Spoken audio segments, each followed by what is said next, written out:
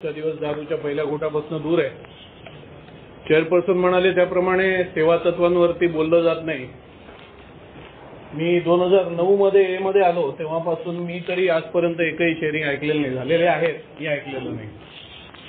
मुळात आपला कार्यक्रम जो आहे तो रिकव्हरी, युनिटी आणि सर्व्हिस असा आहे. त्यामुळे मगाशी प्रफुल्ल भाऊ शेअर करत होते, मी बाहेर बसलेलो बऱ्यापैकी ऐकलं.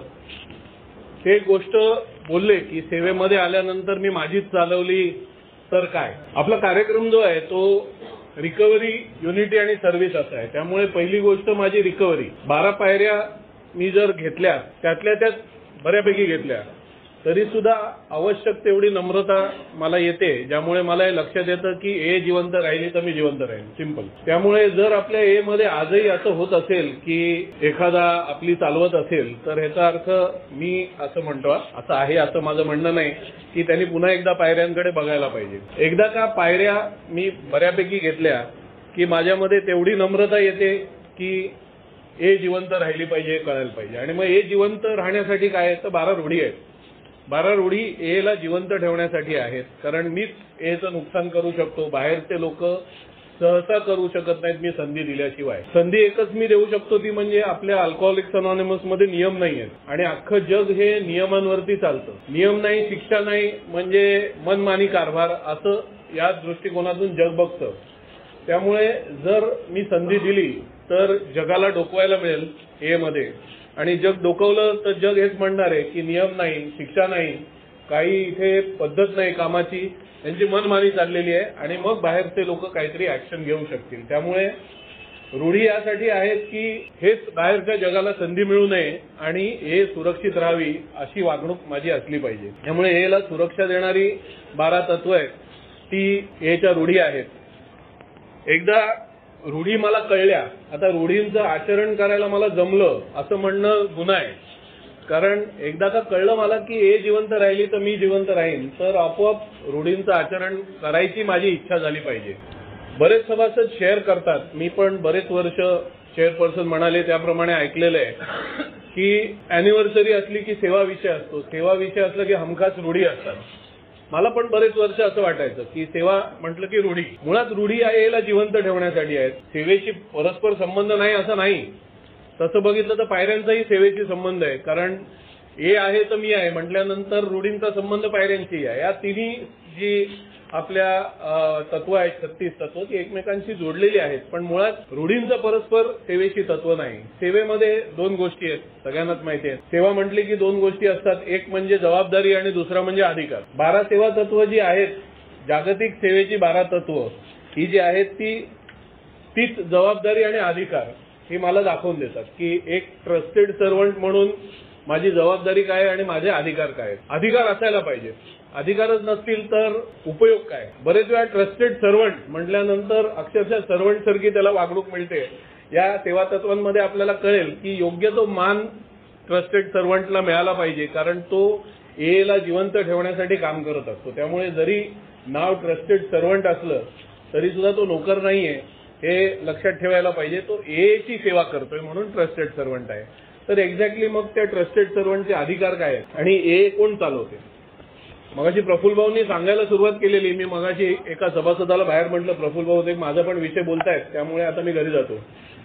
त्यांनी महत्वाचा मुद्दा या सेवा तत्वातला सांगितला, जो पहिलाच सेवा तत्व आहे. मला म्हटल्याप्रमाणे सेवा तत्वांवरती शेअरिंग फार होत नाही. त्याच्यामुळे जशा पायऱ्या मला तोंडपाठ आहेत, रूढी मला तोंडपाठ आहेत, सेवा तत्व मला तोंडपाठ नाहीये. मराठीत त्यांचा अधिकृत अनुवाद झालेला नाहीये माझ्या मते, म्हणून मला समजला इंग्रजीतून तसा मी अनुवाद करून आणलेला आहे. एक सेवा तत्व वाचतो आणि मला काय लक्षात आलंय ते शेअर करतो. आधी स्पष्ट करतो, मला शेअरिंगसाठी बोलवलं तेव्हा मी सांगितलं की मी कॉन्फरन्स लेवलची सेवा केलेली नाहीये, म्हणजे डेलिगेट किंवा ट्रस्टी म्हणून मी सेवा केलेली नाहीये. त्यामुळे मी माहिती देऊ शकतो, मी अनुभव शेअर करू शकत नाही. त्याच्या खाली मी अनुभव शेअर करू शकतो. मी group level, intergroup level service केलेली आहे, त्यामुळे मी अनुभव सांगू शकतो, पण कॉन्फरन्स लेवलचे अनुभव शेअर करू शकत नाही. ज्यांना त्यातल्या त्यात या सेवा तत्वांची माहिती आहे असे जे ओल्ड टायमर आहेत, त्यांनी ग्रुपच्या आयोजकांपैकी एकाला सांगितलं की माहिती दिली तरी पुरेशी आहे, कारण तेवढीही कोणी देत नाही. त्यामुळे मी मला समजेल तशी माहिती देतो. पहिलं सेवा तत्व वाचतो आणि त्याची माहिती आणि जमलं तर अनुभव, कारण वेळ कमी आहे. मला एकदा एकाने विचारलेलं, मोठेपणा म्हणून सांगत नाही, की 12 पायऱ्यांवर किंवा 12 रूढींवर किंवा 12 सेवा तत्वांवर बोलायचं तर किती वेळ लागेल. म्हटलं एका पायरीला 7 दिवस, असे 12 पायऱ्या बोलायचं असेल तर 84 दिवस. तो म्हणाला मस्करी करतोय का खरं सांगतोय. तर खरं आहे, कोणतंही तत्व 36 तत्वांपैकी बोलायचं आणि तपशीलवार बोलायचं, प्रत्येक पैलू त्याचा लक्षात यायला पाहिजे असेल तर वेळ कितीही दिला तरी कमीच आहे. पहिलं सेवा तत्व जे आहे त्यातलं आध्यात्मिक तत्व आहे जबाबदारी. पहिलंच सेवा तत्वाचं आध्यात्मिक तत्व आहे जबाबदारी. ते सेवा तत्व सांगतं, हे जागतिक सेवेची अंतिम जबाबदारी आणि निर्वाणीचा अधिकार हा कायम सामूहिक सत्सद्विवेकामध्ये वसलेला असायला हवा. त्यामुळे जर अल्कोहोलिक्स अनॉनिमस देशामध्ये नीट चालत नसेल असं कधीही मला वाटलं तर त्यासाठी मी जबाबदार आहे. मी स्वतःला विचारायला पाहिजे, मी बिझनेस मीटिंगला असतो का. मगाशी मी विचारत होतो, शुभेच्छा द्यायला विसरलो. उजाला समूहाला शुभेच्छा, 29वा वर्धापन दिन आहे, त्यांना अनेक शुभेच्छा. मी एका सभासदाला विचारत होतो, एकूण उजाला समूहाचे सभासद किती आहेत. विचारण्यामागचा हेतू हा होता की अॅनिव्हर्सरीला जेवढे सभासद येतात तेवढेच सभासद बिझनेस मीटिंगला असतात का, किंबहुना जास्त असतात का. जर अल्कोहोलिक्स अनॉनिमसचं काम व्यवस्थित व्हायला पाहिजे तर मी एक बंडल मारतो लोकांना, ती मी बंद केली पाहिजे. ती म्हणजे फक्त भाग्यवंताला यायचा संदेश मिळतो, हे सगळ्यात मोठी बंडल आहे. जर मी मारत असेल तर प्रत्येक दारुड्याला यायचा संदेश मिळाला पाहिजे. तो येईल की नाही ही देवाची इच्छा आहे आणि त्याचा निर्णय आहे. कारण दारू पिणं थांबवणं आणि ती इच्छा असणं ही सभासदत्वाची आवश्यकता आहे. त्यामुळे तो येईल की नाही, तो टिकेल की नाही ही त्याची इच्छा आणि देवाची कृपा याच्यावर अवलंबून आहे. पण त्याला जर मेसेज मिळाला नाही तर त्यासाठी मी जबाबदार आहे. आणि मी जबाबदार या प्रकारे आहे, मी बिझनेस मीटिंगला हजर असतो का. मग तिथे हेवेदावे होऊ देत, मारामाऱ्या होऊ देत, गोंधळ होऊ देत किंवा काही होऊ देत. मला आठवते, माझा एक मित्र आहे, त्याच्या सगळे नातेवाईकांची मीटिंग असायची, कारण पूर्वजांच्या इस्टेटीचं वाटप होणार होतं. तिकडे त्याला जवळपास प्रत्येक मीटिंगला कान फटलेला आहे, प्रत्येक मीटिंगला. एकदा तर त्याला डॉक्टरकडे एक दिवस जवळपास ऍडमिट व्हायला लागलं, पण तो तरी सुद्धा म्हणाला मला जायला पाहिजे बाबा, मीटिंग आहे. म्हटलं का. अरे म्हणाला गेलो नाही तर मिळणार नाही ना मला, काय मार खाल्ला तरी चालेल, मी जाणार. हे ऍटिट्यूड पाहिजे बिझनेस मीटिंगला यायचं, की मी जर गेलो नाही आणि हे बंद पडली तर मी जबाबदार आहे. त्यामुळे मी बिझनेस मीटिंगला जायला पाहिजे. माझा स्पॉन्सर मला काय सांगायचे ते सांगतो, की जर मी सिनेमा बघायला गेलो असेल, कुटुंबाबरोबर बाहेर जेवायला गेलो असेल, पिकनिकला गेलो असेल आणि त्या दिवशी माझ्या ग्रुपची बिझनेस मीटिंग असेल तर माझ्यामध्ये रिकव्हरी शून्य झालेली आहे. हा, पोटासाठी मी जर काम करत असेल आणि मी बिझनेस मीटिंगला हजर राहू शकलो नाही तर नाईलाज आहे. पण अदरवाईज मी माझ्या जर सीएल पीएल शिल्लक असतील तर मी सीएल टाकून सुद्धा बिझनेस मीटिंगला जायला हरकत नाही, जर मुद्दे तेवढे आवश्यक असतील तर. तर पहिला जो मुद्दा आहे ग्रुप कॉन्शियन्सचा, त्यासाठी आपल्या ग्रुपमध्ये बिझनेस मीटिंगला अजेंडा असतो का, हा महत्वाचा मुद्दा आहे.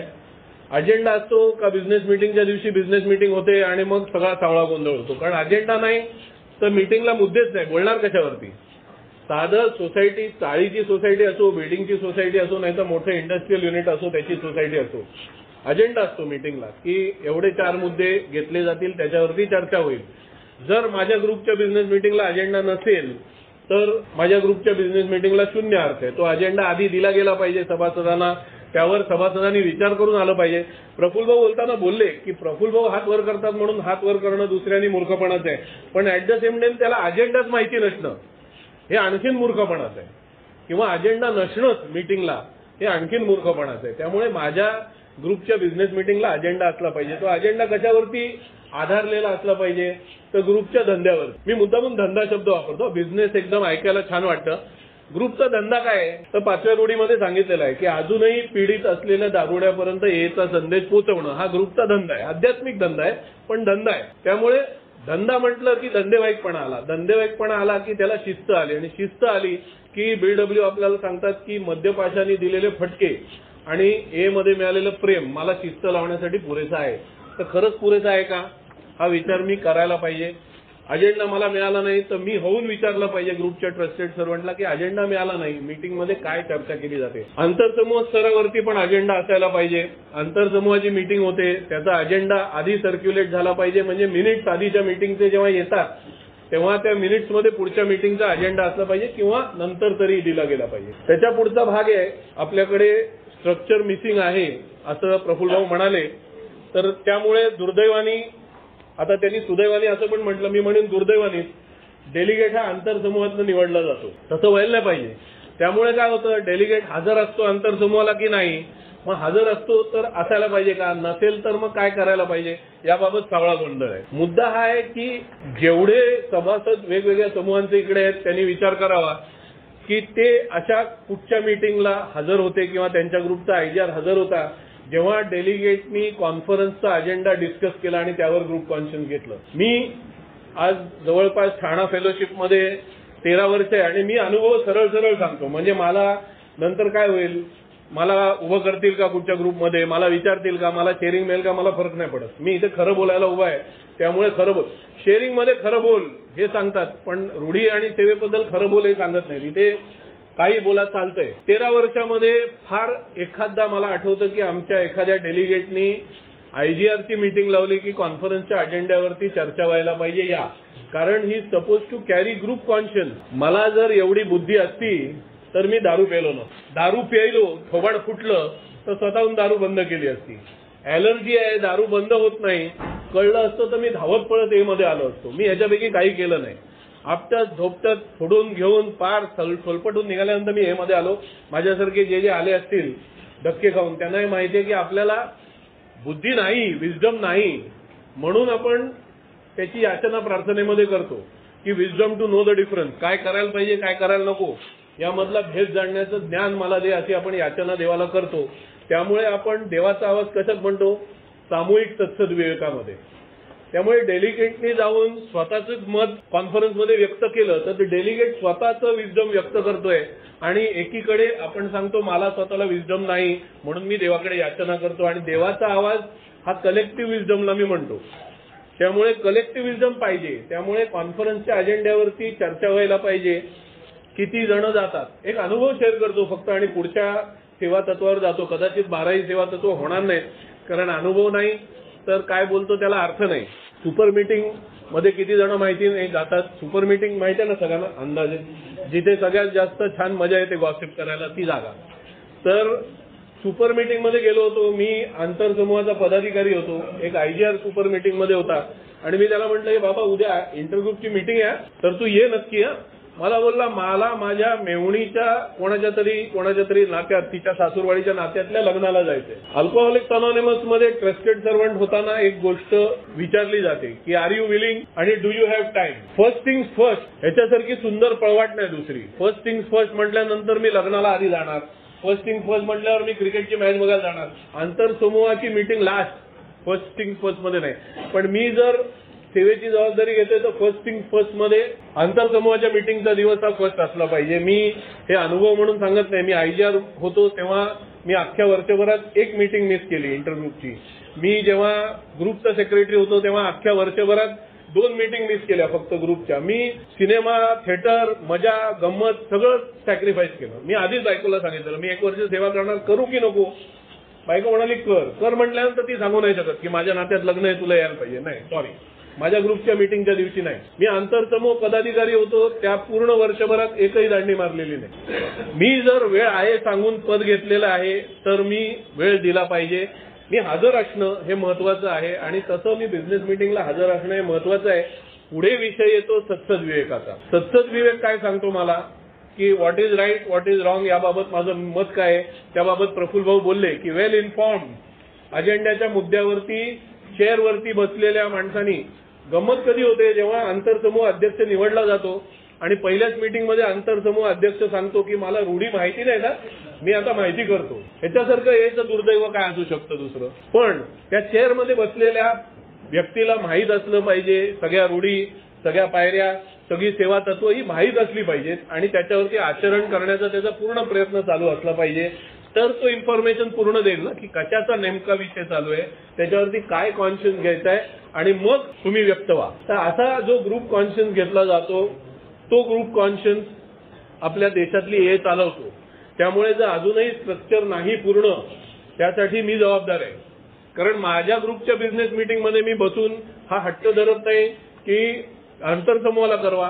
आंतरसमूहानी JSOला म्हणजे जनरल सर्व्हिस बोर्डला कळवा की आम्हाला मधलं स्ट्रक्चर भरून द्या बाबा प्लीज. हे सातत्याने फॉलो केल्याशिवाय होणार नाही. प्रत्येक सभासदाने फॉलो केल्याशिवाय होणार नाही. आज 88 वर्ष झाली त्याच्यामध्ये आपलं स्ट्रक्चर पूर्ण नाही, हा नालायकपणा केवळ माझा आहे. जर मी याच्यासाठी प्रयत्न करत नसेल आणि ते प्रत्येक सभासदांनी विचार करावा की नाही हे ज्याचं त्यांनी ठरवावं, कारण मी इथे उभं राहून तुम्ही नालायक म्हणणारा कोणी नाही. पुढचं सेवा तत्व जे आहे, त्यामुळे पहिलंच सेवा तत्व सगळ्यात महत्वाचं की ग्रुप कॉन्शियन्स हा एला चालवतो. अख्ख्या एला कुठेही ग्रुप कॉन्शियन्स ग्रुपला चालवतो, ग्रुप कॉन्शियन्स इंटरग्रुपला चालवतो, group conscience general service office, general service board, general service in general service चालवतो. पुढचं सेवा तत्व घेऊया. म्हणून जबाबदारी आहे. पहिल्या सेवा तत्वाचं जे आध्यात्मिक तत्व आहे ती जबाबदारी आहे. दुसरं सेवा तत्व आहे त्याचं आध्यात्मिक तत्व आहे सत्सद्विवेकाचे दायित्व सोपवणे. ह्याच्याबाबत बरंच प्रफुल्लभाऊ बोललेले आहेत, त्यामुळे पुन्हा एकदा लांबलचक सांगणार नाही, थोडक्यात सांगेन. प्रत्येक व्यवहार्य उद्दिष्टासाठी सामान्य सेवा परिषद ही जागतिक सेवांमध्ये एचा प्रवक्ता आणि परिणामी सत्सद्विवेक असणार आहे. त्यामुळे अख्ख्या जगासमोर जेव्हा ए व्यक्त होते, भारतातलं घेऊया आपण, भारतात जेव्हा ए व्यक्त होते तेव्हा तो माझा सत्सद्विवेक आहे, तो तुमचा सत्सद्विवेक आहे, भारतातल्या प्रत्येक ए सभासदाचा सत्सद्विवेक आहे. तो सत्सद्विवेक कॅरी कोण करतं? तो सत्सद्विवेक कॅरी जनरल सर्व्हिस बोर्ड करतो, जो जनरल सर्व्हिस कॉन्फरन्समध्ये सत्सद्विवेक ठरतो.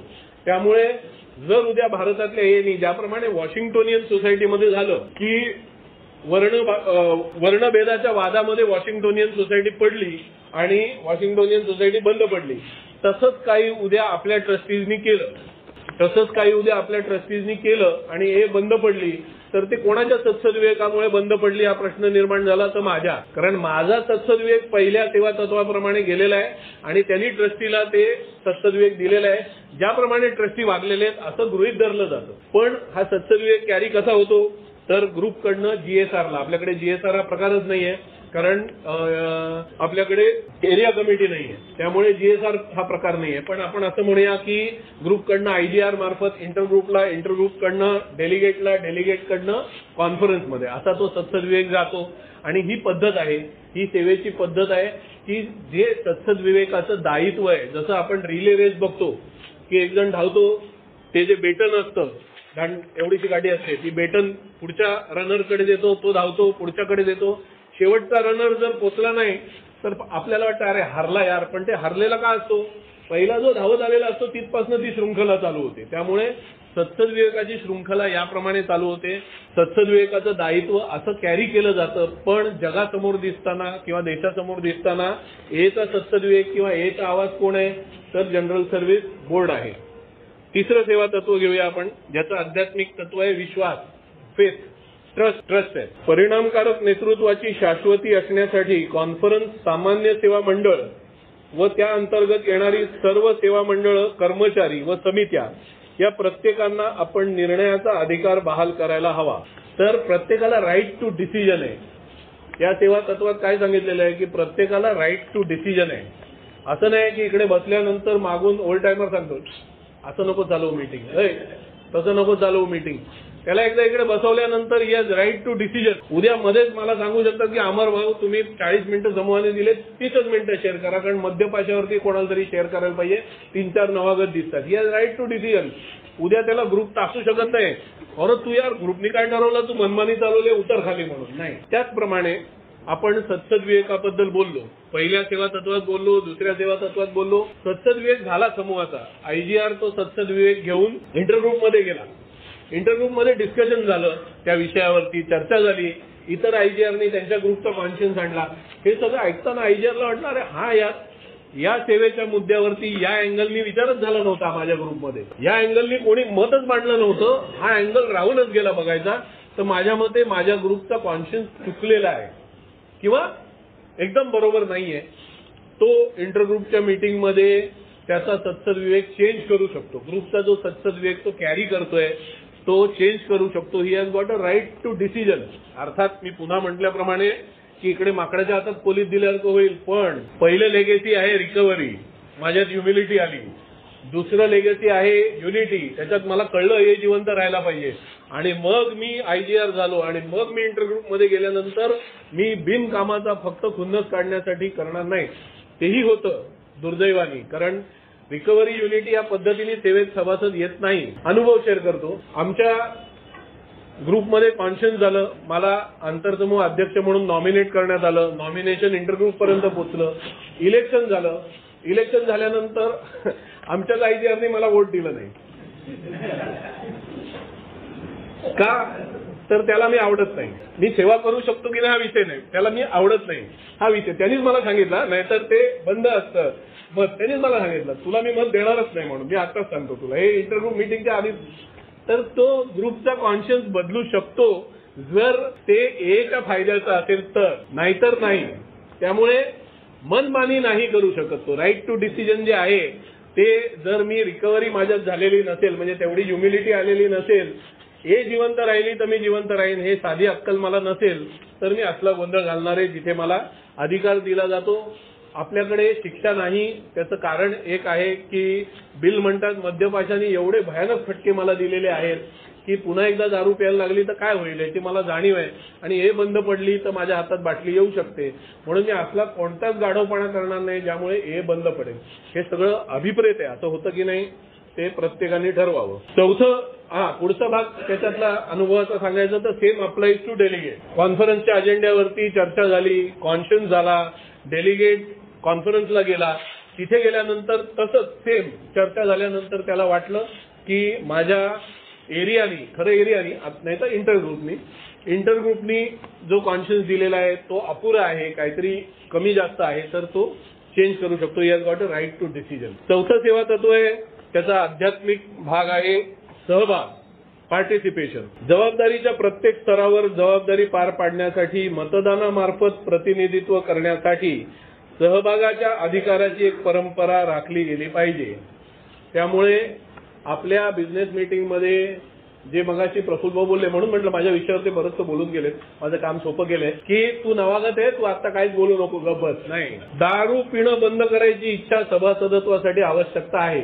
एकदा मी सभासद आहे असं घोषित केलं. मला एकदा एकाने विचारलेलं की एखादा अजूनही प्रॅक्टिसिंग असेल, इनआउट असेल, आणि त्यांनी डिक्लेअर केलं मी हे मेंबर आहे, कारण त्याला दारू पिणं थांबवायचंय, आणि तो मेंबर झाला, बिझनेस मीटिंगला बसला, केलेलं नाही आज, बिझनेस मीटिंगला बसला, तर तो ग्रुप कॉन्शियन्समध्ये पार्टिसिपेट करू शकतो का? येस. राईट टू पार्टिसिपेशन प्रत्येकाला आहे. म्हणूनच कलेक्टिव्ह विजडम म्हटलेलं आहे की एक माणूस अख्खी हे बुडवू शकतो पण सगळे मिळून बुडवणार नाही. मगाशी तराफ्याचं उदाहरण दिलं प्रफुल्ल भाऊनी. तर प्रत्येकाला राईट टू पार्टिसिपेशन आहे. जो स्वतःला हे सभासद म्हणतो, जो म्हणतो मी दारुडा आहे आणि मला दारू पिणं थांबवायचं आणि मी हे सभासद आहे, त्याला प्रत्येकाला मतदानाचा अधिकार आहे. त्यामुळे मी पुन्हा एकदा तेच सांगेन की हेचं नुकसान होत असेल तर मतदान करणारा प्रत्येक जण त्या नुकसानासाठी जबाबदार आहे, मग तो देशाच्या कुठच्याही कोण्यात असो. म्हणजे माझी एवढी जबाबदारी आहे की नवप्रकाश ग्रुपमध्ये ठाण्याला जर बिझनेस मीटिंग होत नसेल तर मी उजाला समूहात बसून माझ्या ग्रुपच्या बिझनेस मीटिंगमध्ये सांगू शकतो, अरे त्यांना कोणीतरी सांगा रे, मग ते माझ्या इंटरग्रुप मार्फत असं जाऊ शकतं. ही काळजी मला वाटायला पाहिजे. एवढी गरज पडणार नाही, पण कारण हेचं नुकसान होत असेल तर त्यासाठी कुठेतरी आपोआप मी जबाबदारी. म्हणून हे जे आहे, हे जे सेवेचं तत्व आहे ते अधिकार आणि जबाबदारी असं दोन्ही आहे. एक सेवा तत्व अधिकार सांगतं तर एक सेवा तत्व जबाबदारी सांगतं. रूढींवरती आधारलेली ही सेवा तत्व आहे. त्यामुळे रूढीभंग होईल असं ह्याच्यात काहीच करायचं नाहीये या सेवा तत्वात, अधिकारात पण. त्यामुळे सहभागाचा अधिकार प्रत्येकाला आहे आणि तो अधिकार कुठपर्यंत आहे ते BW यांनी सुचवलंय. जे कॉन्फरन्सने मान्य केले ते सांगतो. BW म्हणतात की आंतरसमूहाचा मॅनेजर किंवा जनरल सर्व्हिस ऑफिसचा मॅनेजर याला एच्या कामाची एवढी माहिती आहे की एखाद्या ए मेंबरला पण नसेल. आता हे अभिप्रेत आहे की पेड सर्वंट जो आहे तो ए सभासदच असला पाहिजे असं नाही. नॉन ए मेंबर सुद्धा पेड सर्वंट असू शकतो. एखादा नॉन ए मेंबर आहे असं आपण ग्राह्य धरू आणि तो पेड सर्वंट आहे, पण त्यांनी सेवा करायला एची पगार घेऊन केल्यानंतर तो आंतरसमूहाची सेवा मॅनेजर करतो किंवा कॉन्फरन्समध्ये मॅनेजर जो जनरल सर्व्हिस ऑफिसचा मॅनेजर सेवा करतो, तेव्हा BW म्हणतात त्याला एखाद्या सभासदापेक्षा सुद्धा एच्या सेवेचं आणि एच्या कल्याणाची जास्त माहिती असते.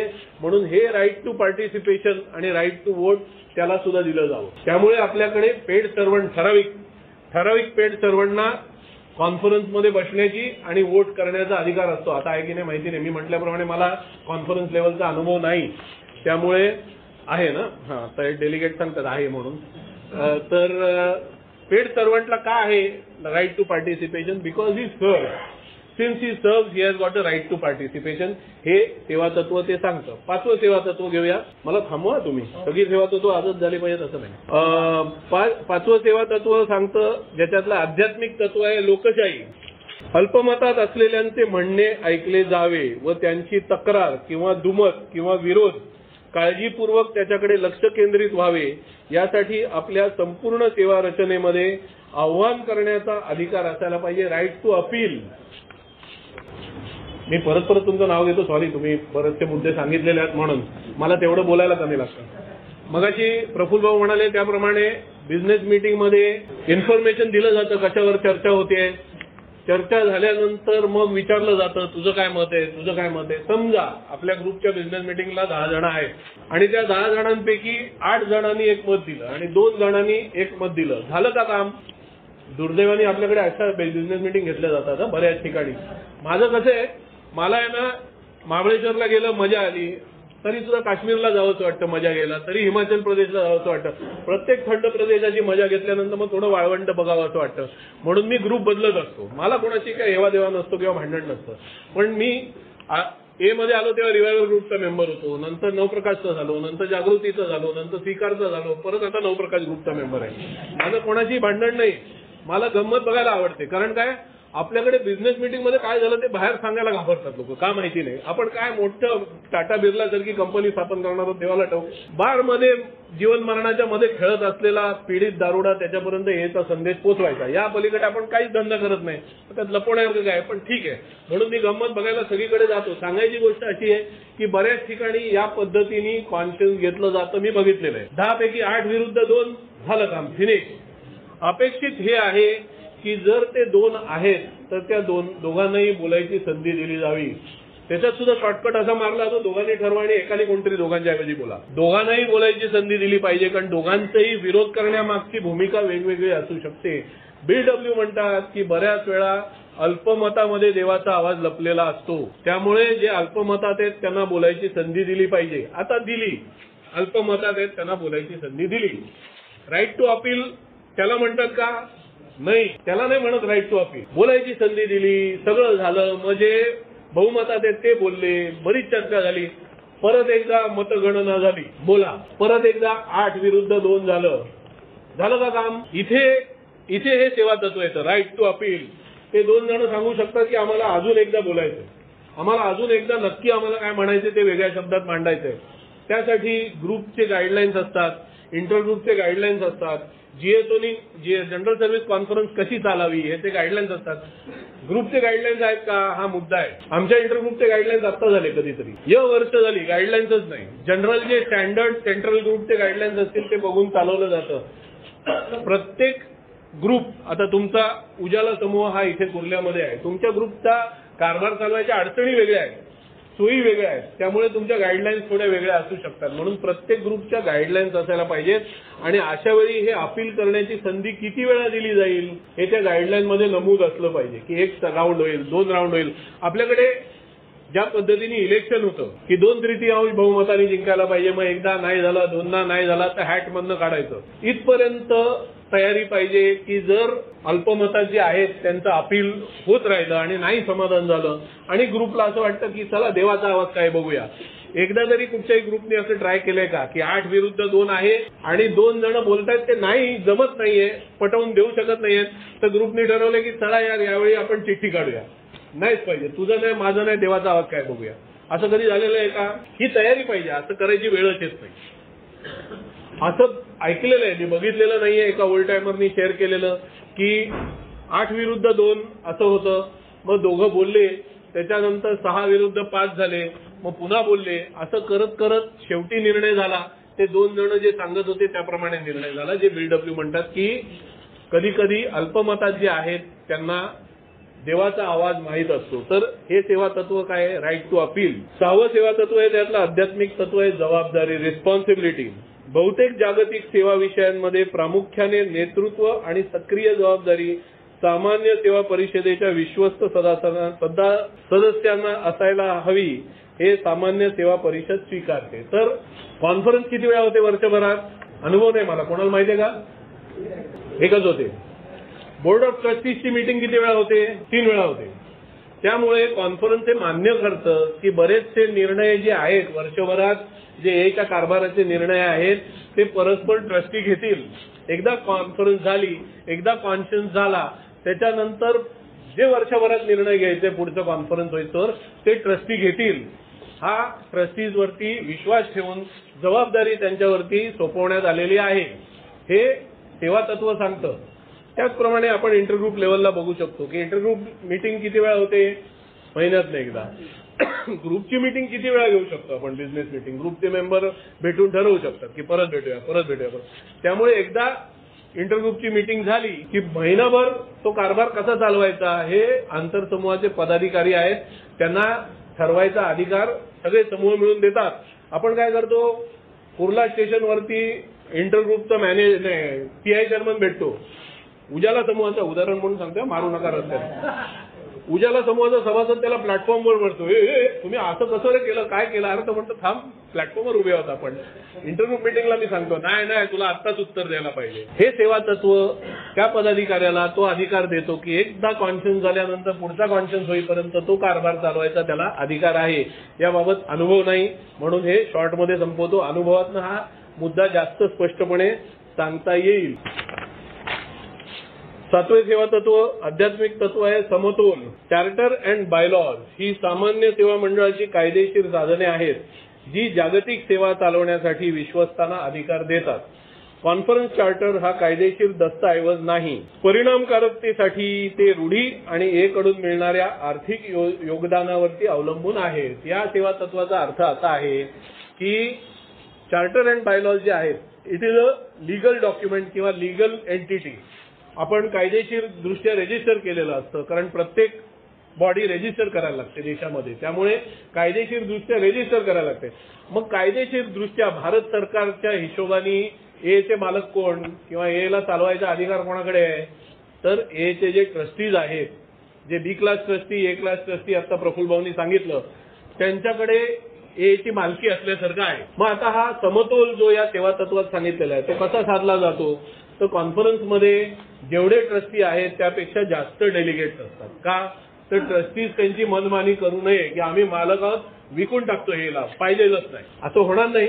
सांगतो एक उदाहरण म्हणून. तर त्यासाठी तो समतोल साधण्यासाठी आपल्याकडे डेलिगेट्स आणि ट्रस्टीज यांचा एक समतोल असतो. डेलिगेट्स हे ट्रस्टीज पेक्षा जास्त असतात, म्हणून मध्यंतरी लोचा झाला, आपलं स्ट्रक्चर पूर्ण नाही.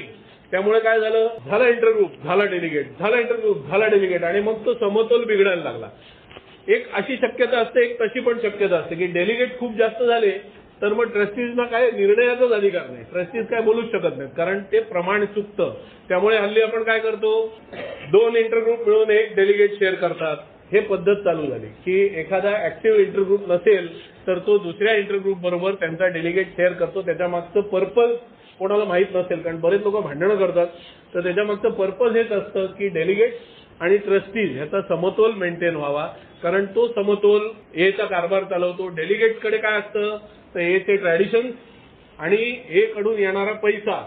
आता आपण डेलिगेट्सना शेअरिंग मध्ये फाट्यावर मारतो हा शब्द वापरतायत, आपण डेलिगेट्सना फाट्यावरून मारतो. खरं म्हणजे डेलिगेट्सचे रिलेशन्स हे त्याच्या फेलोशिपमध्ये म्हणजे त्याच्या एरियामध्ये एवढे चांगले पाहिजेत की जर उद्या त्याला वाटतं की लिगली ट्रस्टीज हे एचा अधिकार असल्यामुळे ट्रस्टीज काहीतरी एचं नुकसान करतायत, तर तो फेलोशिपला सांगू शकतो सध्या हात आखडता घ्या, सध्या कॉन्ट्रीब्युशनचा हात जे आपण 30-60-10 करतो. आपण तर असंच ठरवतो की जीएसओचं काम चांगलं नाही, बंद करा, ग्रुपतर्फे पैसे देऊ नका, हा गाढवपणा झाला. असं नाहीये. डेलिगेटनी जर सुचवलं की जे काही चाललंय ते जरा काहीतरी गडबड आहे, तर जरा हात आखडता घ्या. तर पैसे जे योगदान ज्याच्यावरती ए चालणार आहे ते योगदान आणि एच्या रूढी ही ताकद डेलिगेटकडे आणि ट्रस्टीजकडे अर्थात ती ताकद रूढींची आहेच, पण at the same time legally ते एचे प्रतिनिधित्व भारतात करतात. 8वे सेवा तत्व 3 मिनिटं 4 सेवा तत्व होतात का बघूया. 8वे सेवा तत्व आहे ज्याचं आध्यात्मिक तत्व आहे सातत्य, कंटिन्युटी. विश्वस्त हे संपूर्ण धोरण आणि आर्थिक नियोजनाचे प्रमुख नियोजक आणि प्रशासक आहेत.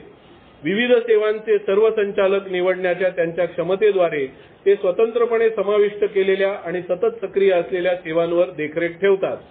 उदाहरणार्थ ए जागतिक सेवा ग्रेपवाईन जनरल सर्व्हिस ऑफिस. तर आपल्या इकडे ए वर्ल्ड सर्व्हिसेस नाहीये. ही जनरली जी सर्व्हिस कन्सेप्ट लिहिलेली आहेत ती जागतिक सेवा ज्यांच्या ताब्यात आहेत, म्हणजे GSO न्यूयॉर्क त्यांच्या ताब्यात जागतिक सेवा म्हणजे काय, पुस्तकाचे कॉपीराईट्स, आपल्या सगळ्या लिटरेचरचे कॉपीराईट्स ग्रेपवाईनकडे नाहीतर ए वर्ल्ड सर्व्हिसेसकडे आहेत, भारताकडे नाही आहेत. आपल्याला त्यांच्याकडनं परवानगी घ्यायला लागते. भाषांतर करायचं तरी छापायचं तरी ती परवानगी आपल्याला घ्यायला लागते. पण जनरल सर्व्हिस बोर्डला हे सगळं काय चालवायचंय, म्हणजे ही पुस्तकांची छपाई, विक्री, त्याच्यातनं येणारा अमाप पैसा आणि त्या पैशाचं नियोजन ते हाताळायचंय. ग्रेपवाईन मासिक आहे, ग्रेपवाईनचं पण बरंचसं सबस्क्रिप्शन असतं आणि जनरल सर्व्हिस ऑफिस जिथे इतर या सगळ्या लिटरेचरची विक्री होते, सगळं काय होतं हे सगळं त्यांना हाताळायचंय. त्यामुळे आवश्यकतेप्रमाणे ते पेड सर्वंट अपॉइंट करू शकतात. हा अधिकार त्यांना असतो. आपण मॅनेजर अपॉइंट करताना सांगतो पगार किती द्यायचा आम्हाला विचारलं नाही तुम्ही म्हणून, आणि त्याला ह्यावंच का दिलं त्यावंच का दिलं, त्याचं ड्युटी टायमिंग तुम्ही का असंच ठरवलं. जे सेवा करणार ते असे लोक नियुक्त करणार जी सेवा शक्य होईल. म्हणून मेकिंग सर्व्हिस पॉसिबलचं काम GSO ट्रस्टीज करत असतील तर GSO मधले एम्प्लॉईज किंवा आता आपल्याकडे पुन्हा एकदा आपल्याकडे 12 स्टेप मॅगझिन मध्यंतरी झालेलं, त्याचं जर पूर्ण पब्लिकेशन वेगळं असेल तर त्याच्यावरती संपादक कोण आहे वगैरे वगैरे वगैरे जे आहे ते सगळं अपॉइंट करायचे अधिकार त्यांना असतात. आपण त्याच्यात ढवळाढवळ सारखी करू शकत नाही. हे सेवा तत्व त्यांना तो अधिकार आणि जबाबदारी देतो. का तर सर्व्हिसची कंटिन्युटी राहायला पाहिजे. जर प्रत्येक निर्णय उद्या मराठीमध्ये बिग बुक आहे त्याच्यामध्ये करेक्शन करायचंय तर मग प्रत्येक समूहाने कॉन्शन्स पाठवा असं जर ठरलं तर सगळे कॉन्शन्स महाराष्ट्रातले पाठवणार, मग ते बिग बुक मध्ये करेक्शन व्हायचं ठरवणार. म्हणजे या लेवलला येऊन कॉन्शन्स घेऊन करायचं, त्या बिग बुक मध्ये बदल करायला पाहिजे. मग ते डायरेक्टली अपॉइंट करतात कोणाला तरी की हे बघा यामध्ये काय करायला पाहिजे तर निर्णय घ्या आणि आम्हाला कळवा. त्यामुळे ही जी डेलिगेशन ऑफ रिस्पॉन्सिबिलिटी आहे हे ते करतात, कारण सेवेचं सातत्य राहायला पाहिजे. 9वं सेवा तत्व आध्यात्मिक तत्व आहे दृष्टिकोन. आमच्या भवितव्यासाठी आणि सुरक्षिततेसाठी सर्व स्तरांवर उत्तम सेवा नेतृत्व अपरिहार्य आहे. जे एकेकाळी सहसंस्थापकांद्वारे करण्यात आले त्या नेतृत्वाची जबाबदारी विश्वस्तांनी घ्यायला हवी. They should serve not govern आणि they should maintain the principle of rotation. तर या सेवा तत्वात 2 भाग आहेत. एक म्हणजे जे विश्वासू सेवक आहेत अगदी ग्रुप पासून ते जनरल सर्व्हिस बोर्ड पर्यंत त्यांना जो अधिकार आहे सेवेचा त्यांनी हे लक्षात ठेवायला पाहिजे की BW हे आपल्या एचे सहसंस्थापक आणि डॉक्टर बॉब हे आपल्या एचे सहसंस्थापक ते ठरवू शकले असते आम्ही बिग बुक लिहिणार, आम्ही तुम्हाला सांगणार सोबत राहायचं तर राहा, मराठीच्या आयला काय पण करा, आम्हाला विचारल्याशिवाय काय करायचं नाही, बोलू द्या काय सांगतात, आम्हाला विचारल्याशिवाय काय करायचं नाही. हे त्यांनी केलं नाही. त्यांनी दादागिरी गुंडागिरी केली नाही. त्यांनी फेलोशिपचा कॉन्शियन्स अगदी बिग बुक छापण्यापासून बिग बुक मध्ये काय बदल पाहिजेत, महत्वाचा बदल आपल्याला माहितीच आहे, ज्यामुळे आज नास्तिक निरीश्वरवादी आणि अध्ययवादी दारुडे ए मध्ये येऊ शकतात. BWनी ए जेव्हा बिग बुक लिहायला घेतलेलं तेव्हा गॉड म्हणजे धर्माने सांगितलेला देव या अँगलनीच लिहिलेलं. जेव्हा नास्तिक दारुडा आला त्यांनी सांगितलं हे नी चलेगा, मग कोणीच नास्तिक माझ्याकडे येणार नाही, मग गॉड ऑफ युअर अंडरस्टँडिंग किंवा हायर पॉवर हा बदल झाला. तर त्यांनी मनमानी केली नाही. तर ज्या पद्धतीने आपल्या सहसंस्थापकांनी मनमानी केली नाही, स्वतःची चालवली नाही, तीच अपेक्षा पदाधिकाऱ्यांकडनं आहे, ट्रस्टीजकडनं आहे. ही जनरली सेवा तत्व सगळी जनरल सर्व्हिस बोर्डला लक्षात घेऊन, जनरल सर्व्हिस कॉन्फरन्सला लक्षात घेऊन लिहिली जातात. तीच आपल्याला इनडायरेक्टली अप्लाय होतात. आपण ही सर्व्हिस कन्सेप्ट आपल्या ग्रुप पुरती, आपल्या इंटरग्रुप पुरती कन्व्हर्ट करून बनवू शकतो, बनवलेली आहेत का, हा प्रश्न प्रत्येकाने स्वतःला विचारावा. मी तुम्हाला विचारत नाही. यामध्ये 2 महत्वाच्या गोष्टी आहेत. एक म्हणजे दे शुड सर्व नॉट गव्हर्न. जसं एखाद्या कंपनीचा मालक चालवतो कंपनी आणि त्याला वाटलं नाही पाहिजे, आता एक उदाहरण आहे मी देणार नाही की मध्यंतरी मेसेजिंग एक प्लॅटफॉर्म होता, तो एकाने विकत घेतला पूर्ण प्लॅटफॉर्म आणि मग त्याला पाहिजे त्यांनी नावच बदलून टाकलं त्याचं, त्याला पाहिजे त्यांनी सांगितलं आता काय पण बोला याच्यावरती, काय बंधन नाही, मनमानी करा. तो मालक आहे, त्यांनी केलं. मालकासारखं करत नाही कुठचाही विश्वासू सेवक. हा सेवा करतो या तत्वातनं करतो, म्हणूनच आपण ट्रस्टेड सर्वंट म्हणतो. आणि दुसरी गोष्ट प्रिन्सिपल ऑफ रोटेशन. आपल्याकडे सेवेमध्ये यायला कोणी इच्छुकच नसतं. काय प्रिन्सिपल ऑफ रोटेशन मोडकं पार पाडणार आपण, त्याच्याबद्दल न बोललेलं बरं. प्रत्येकाला सेवेची संधी मिळाली पाहिजे आणि त्याच्यामागची सगळ्यात मोठी भूमिका ही आहे की प्रत्येकाने सेवेमध्ये राहिल्यानंतर हळूहळू आजार जडतो, खुर्चीचा मोह जडतो आणि मी करीन ते कारण, मी बांधीन ते तोरण असं होऊ शकतं. त्याच्यामुळे त्यांनी टर्म संपल्यानंतर स्टेपडाऊन व्हावून सेवेची संधी दुसऱ्याला द्यावी, ही पद्धत आहे. 10वं सेवा तत्व थांबू. मी पहिला ग्रुपला विचारतोय 5 ते 10 मिनिटं वाढूया का, कारण की हा कम्प्लीट होईल. शॉर्टमध्ये जरा कम्प्लीट करा, आता शेवटचे 3 आहेत.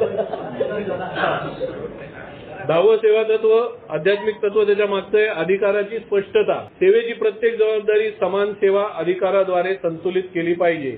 अशा अधिकाराची व्याप्ती रूढींच्या आधारे, ठरावाद्वारे किंवा पदाधिकाऱ्यांच्या स्पष्ट व्याख्येद्वारे परिभाषित केली गेली पाहिजे. थोडक्यात प्रत्येक सर्व्हिस पोस्टला अधिकार असायला हवा, नाहीतर त्या सर्व्हिस पोस्टला काहीच अर्थ उरत नाही.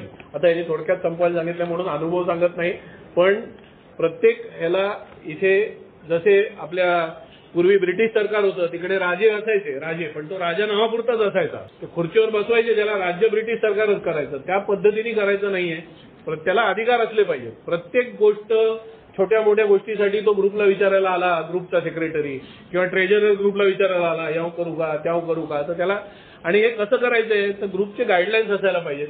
त्या गाईडलाईन्समध्ये ट्रेजररचा अधिकार काय, सेक्रेटरीचा अधिकार काय. आमच्याकडे एकच उदाहरण देतो की आमच्याकडे गाईडलाईनमध्ये नमूद होतं की ट्रेजरर हा ग्रुपला न विचारता 500 रुपये खर्च करू शकतो याच्या सेवेसाठी, न विचारता ग्रुपला करू शकतो. 40 वर्षापूर्वी 500 होतं, ते अजूनही 500.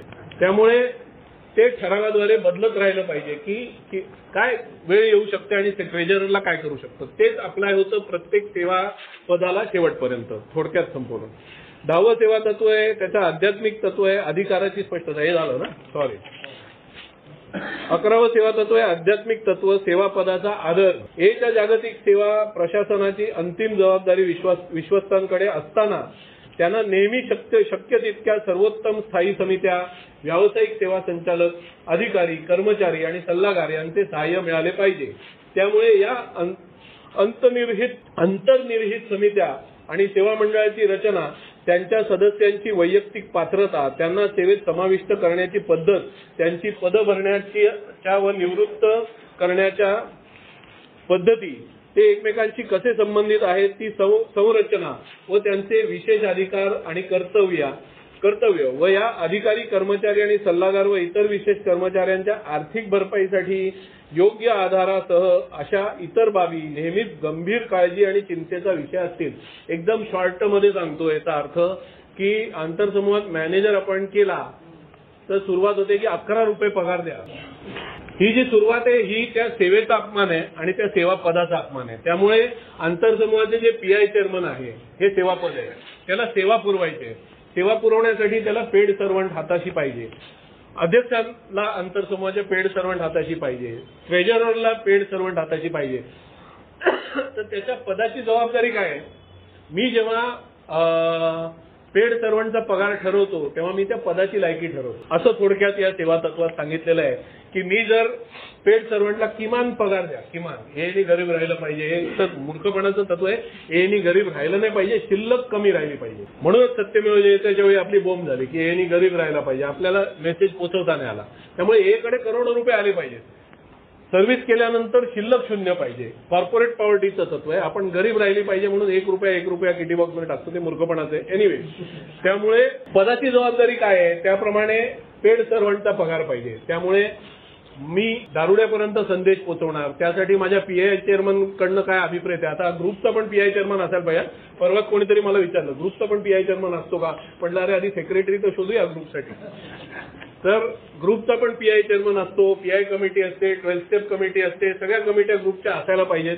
ग्रुपमध्ये जर 100-200 सभासद असतील तर त्यामुळे दारुड्यांपर्यंत संदेश गेला पाहिजे. तर थोडक्यात काय इथे काय सांगितलेलं आहे की त्या सेवा पदाचा जो मान आहे तो मान हा टिकवण्यासाठी आणि ते सेवा बरोबर पोहोचवण्यासाठी आपण जे पेड सर्वंट आणि इतर लोक अपॉइंट केले जातील त्यांना योग्य कॉम्पेन्सेशन दिलं जाईल ह्याची जबाबदारी अख्ख्या फेलोशिपची असते.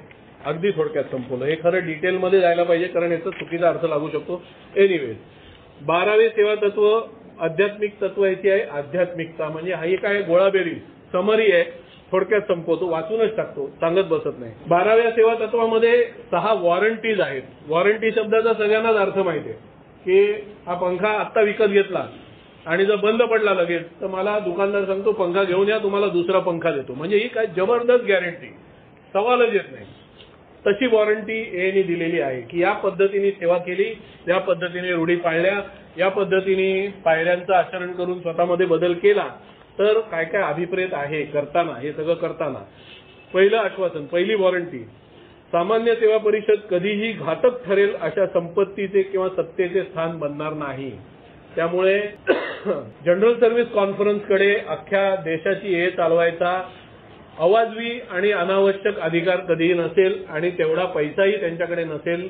अवाजवी आणि अनावश्यक पैसा त्यांच्याकडे नसेल. कॉर्पोरेट पॉवर्टीचं तत्व आहे की जेवढा पैसा येईल तो सेवेत उपयोगात आणला जाईल. 2, व्यवहार चालवता येईल असा पुरेसा निधी आणि पुरेसा राखीव निधी हे विवेकपूर्ण आर्थिक तत्व असले पाहिजे. पुन्हा एकदा ते प्रुडंट फंड आणि कॉर्पोरेट पॉवर्टीचं तत्व पुन्हा एकदा सांगितलेलं आहे आणि ते सांगताना लिहिताना बिल काय म्हणतात की हे सांगितलेलं आहे, पण अमर सारखा गाढव सभासद आहे त्याला एकदा सांगून कळत नाही म्हणून पुन्हा पुन्हा सांगितलेलं आहे. त्यामुळे हे पुन्हा पुन्हा सांगितलेलं आहे, आधी सांगितलेलं आहे, पुन्हा पुन्हा सांगतायत की कॉर्पोरेट पॉवर्टी आणि प्रुडंट रिझर्व्ह असायला पाहिजे ग्रुपकडे. ग्रुपच्या चहाला संदेश द्यायला, ग्रुपचं मीटिंग रूम उघडं ठेवायला भाडं भरतच नाही आपण, ती पण एक मोठी बोंब आहे. आपण फुकट काही घेत नाही. एने फुकट काही घेतलं तर याचा अर्थ आपण एची सगळी तत्व एक रकमी पायाखाली तुडवतो आणि आपण हमखास मीटिंगसाठी फुकट जागा घेतो. त्यामुळे ग्रुपचं मीटिंग रूमचं भाडं, चहाचा खर्च आणि नवागतापर्यंत मेसेज पोचवायसाठी लागणारे पॅम्फलेट, याला जो खर्च येतो तो किती येतो ह्याचा अंदाज काढून तेवढा अंदाज किती महिने पुरवला पाहिजे. कारण आज 100 सभासद आहेत, 100 नसतील 50 70 वाटेवर, उद्या 10च असतील, परवा 5च असतील, तर कितीमध्ये किती पैसा जमा होईल याची गॅरंटी नाही. त्यामुळे प्रुडंट रिझर्व्ह की एक ठराविक रक्कम बाजूला ठेवायची की जी असं जर काही झालं तर ग्रुप चालू राहायला पाहिजे, ग्रुप जिवंत राहायला पाहिजे. यासाठी आपण 10 लाख 20 लाख काही अंतर समूह ते 20-20 लाख 50-50 लाख रुपये एवढे आहेत. हे सेवा तत्व सांगतं. एवढे 20 लाख नसतील, मी आपल्या लोकांचे कान उघडायसाठी सांगतोय, असतीलही कदाचित. 3रं सेवा तत्व, सेवा परिषदेच्या सदस्यांपैकी कोणत्याही सदस्याला कधीही इतर कोणत्याही सदस्यांवर अपात्र अधिकाराचे स्थान प्राप्त होता कामा नये. म्हणजे उद्या इंटरग्रुपचा चेअरमन येतो आणि सांगतो की या ग्रुपला उद्यापासून बंद करून टाकतोय मी, बस झालं, तुम्ही नीट मीटिंग चालवत नाही, काय बी करत नाही, असं नाही चालायचं, उद्यापासून हा ग्रुप बंद, नाही चालतंय, नाही चालत. कोणालाही असं दादागिरी गुंडगिरी करायचा अधिकारच नाही, कोणालाच नाही. इथून फार जनरल सर्व्हिस बोर्डचा अध्यक्ष. पण आपण काय करतो, मान देणं चुकीचं नाही. आपल्याकडे एक तर काय माहिती आहे ना, रूढींचं भाषांतर पण चुकवलेलं आहे. व्यक्तीपेक्षा तत्वांना अधिक महत्व दिलं पाहिजे असं नाहीये. म्हणून आपण काय करतो, प्रफुल्ल भाऊंसारखे ओल्ड टायमर आले, हे प्रफुल्ल चल माहिती आहे तुला काय महत्व नाही, तू आमच्या वर्गात दारूड आहे, नाही असं सांगतच नाही. तत्व सांगतं सभासदांना मान द्या, न्यू कमरला पण ओल्ड टायमरला पण प्रत्येकाला मान द्या, पण तत्व मोडून मान देऊ नका. तत्व आणि व्यक्तिमत्व हे जर असेल तर पहिले तत्वाला प्राधान्य द्या, हे सांगितलं जातं. त्यामुळे होतं काय, MRSSची सभा चालू होती, मी अनुभव शेअर करतो, सॉरी मारू नका. MRSSची सभा चालू होती आणि GSOचे अध्यक्ष आले त्या सभेला, नाव पण सांगू का, आणि सभा थांबून सगळे बाहेर पुष्पगुच्छ घेऊन देणार. असं मी म्हटलं चाललंय काय, मीटिंग चालू आहे, बिझनेस मीटिंग MRSSची, आणि ती बिझनेस मीटिंग सोडून सगळे बाहेर. मी म्हटलं काय चाललंय. त्यामुळे आपण लोकांना भाई बनवतो आणि मग ते भाईगिरी करायला लागले की बोंबलतो. तर भाई कोणी नाही हे मध्ये, हे इथे सांगितलेलं आहे वॉरंटीमध्ये. 4, सर्व महत्वाचे निर्णय चर्चेने, मतदानाने आणि जेव्हा जेव्हा शक्य असेल तेव्हा जवळपास एकमतानेच घेतले गेले पाहिजेत, बहुमताची गुंडगिरी नाही. 5, कोणत्याही परिषदेचा निर्णय हा कधीही वैयक्तिकरित्या दंडात्मक किंवा सार्वजनिक विवादासाठी चिथवणीसाठी देणारा नसावा. म्हणजे कोणताही कॉन्फरन्स कोणालाही प्युनिटिव्ह पनिशमेंटचा निर्णय घेत नाही. त्याचप्रमाणे ग्रुप देखील घेत नाही. ग्रुप कॉन्शन्स मध्ये हे ठरवू शकत नाही या सेवा तत्वाप्रमाणे की कल से अमर का शेयरिंग बंद, उजाला समूह में आएगा तो अमर को शेयरिंग नहीं देने का, नो पनिशमेंट. प्युनिटिव्ह निर्णय घेऊ शकत नाही हे सेवा तत्व सांगतं. शेवटचं वॉरंटी, आणि तुम्ही मला सहन केलं त्याच्यासाठी थँक्यू. जरी सामान्य सेवा परिषद अल्कोहोलिक्स अनॉनिमसच्या सेवेसाठी कार्य करत असली तरी ती कधीही कोणतीही नियंत्रणाची कृती करणार नाही आणि अल्कोहोलिक्स अनॉनिमसच्या ज्या पूर्ण समाजाची ती सेवा करते त्या समाजाप्रमाणे परिषद स्वतः देखील कृतीने आणि आत्मिक स्तरावरती कायम लोकशाही तत्वावर कार्यरत राहील. त्यामुळे कॉन्फरन्स हे कधीही अख्ख्या फेलोशिपचा भाई बनून राहणार नाहीये. पुन्हा पुन्हा सांगितले, it will follow tradition and principle of democracy. Thank you very much. तुम्ही मला सहन केलं, उजाला समूहाने बोलायची संधी दिली.